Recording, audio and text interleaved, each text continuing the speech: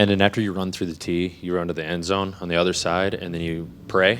I was curious what your prayer is. It's the same prayer every time. I'm a routine type of guy. Just praying over my family, thanking God for safe travel. Then praying over my brother as he had his game yesterday. Last game we had, his was earlier than mine. But sometimes if I'm playing earlier than him, then praying for his game and their safety. Then just praying that God touches my mind, my hands, my feet, to just go out there and do what he's blessed me to do, put on the show. I know it's early in the week, but from what you studied at Georgia so far, what do they do well in experienced secondary that has a lot of guys who have played in football? Mm-hmm. Yeah, they're very coachable. As you can see, they match the scheme that has been at Georgia, for years to come. They play extremely hard, fly to the ball, instinctive. I'm looking forward to going out there and competing at a high level.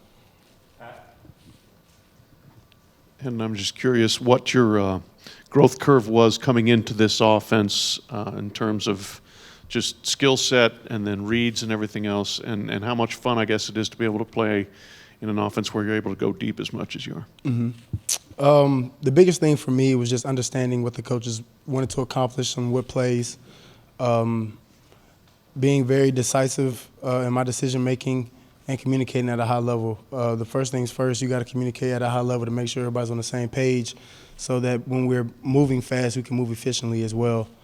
And it's wonderful. I just want to get the ball to the playmakers and let them do what they do. And that's my only job outside of being a great leader. And then you have been asked like the Heisman questions for several weeks. Jalen Hyde is kind of in the spotlight now and getting a lot of pub, the Peyton Manning photo and Chad Johnson tweets and all this sort of stuff. Is there a benefit to the team and how the spotlight is shared, like how different guys react to other guys getting the spotlight?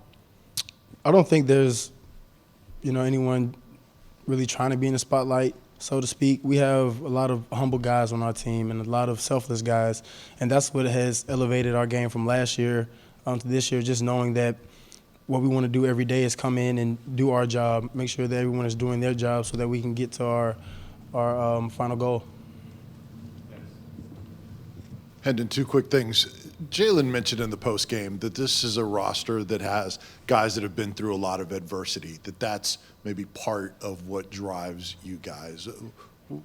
Do you agree with that, and why is that? Yeah, I do agree with that. A lot of guys just have a lot of talent and have so much to prove and so much to show. We have a lot of ambition as well.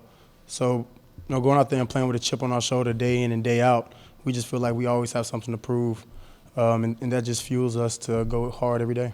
And Coach Golis just talked about how this is a matchup offense, and you guys are so good at getting the right matchups and getting guys open. How much of that is scheme pre-snap? How much is that you identifying it and then going to it? Yeah, I would say 50-50, just depending on the look we get and the play that's called. We never know coming out. That's why we try to get a good grip on it on the first drive, make sure my eyes are in the right place, make sure I'm communicating at a high level so that when we do get the matchups, we can take advantage of those. Asked Jerome the question about your tempo and about the advantages that it creates for you. From where you sit, he said that it fuels everyone's fire when you see the body language. From where you sit, are you watching the defense to see body languages, to see when you're kind of that's taking effect? When I can, yes, sir. Most of the time, we're going so fast, I want to communicate and make sure that I get a look at the back end, make sure I get a look at, the structure of the defense, not so much of their body language or how they're maneuvering through a play or how they're getting set up. It's mostly just filling bodies, so to speak. But it definitely, I can piggyback off what Jerome's saying. When we see someone, getting tired and their body language is showing that they're fatigued, we just want to increase our tempo even more. So anytime we get that opportunity, we're going to take it. We'll go right here on the right, and then we'll go to Wes and Ben. Yeah, Hendon, we've heard a lot of praise about your leadership. Just how do you feel you've evolved and grown in that area in the last couple of years? I've grown just from from learning experiences and being put in different situations, knowing how to build relationships and knowing how to, talk to different individuals in a way that will help them or motivate them to get what we need done and help them throughout their job as they help me with my job. It's a two-way road from being a leader and communicating at a high level. You have to understand where people are coming from in different situations. So just having an understanding of my teammates and the family here at Tennessee has helped me elevate my leadership process.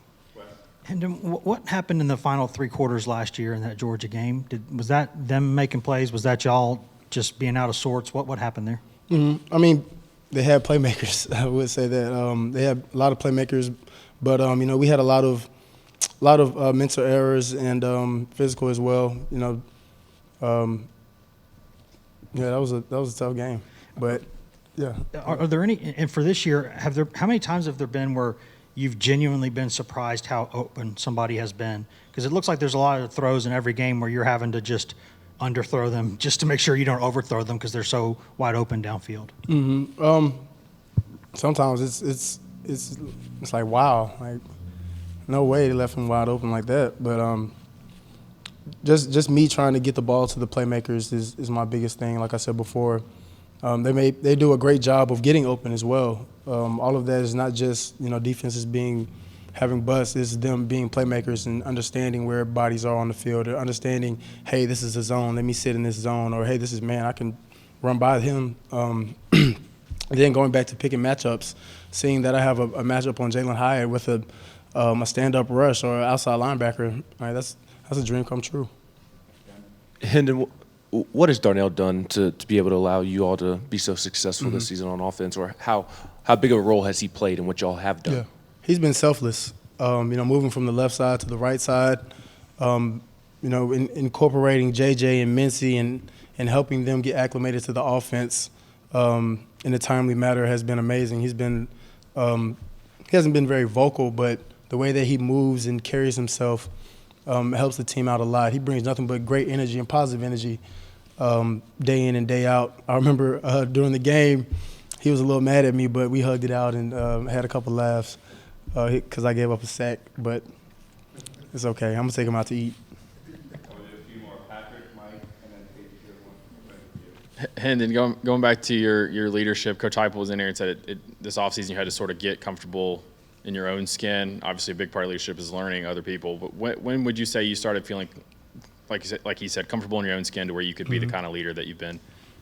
I would say last summer, going into fall camp, just building that relationship with the guys here and the coaching staff through that spring, and just not being as vocal because I was a newer guy, and I just wanted to show guys that I was going to work hard and that I was going to do what it takes in order, not just for me, but whatever I need to do for the team in order for us to win, I'll do it.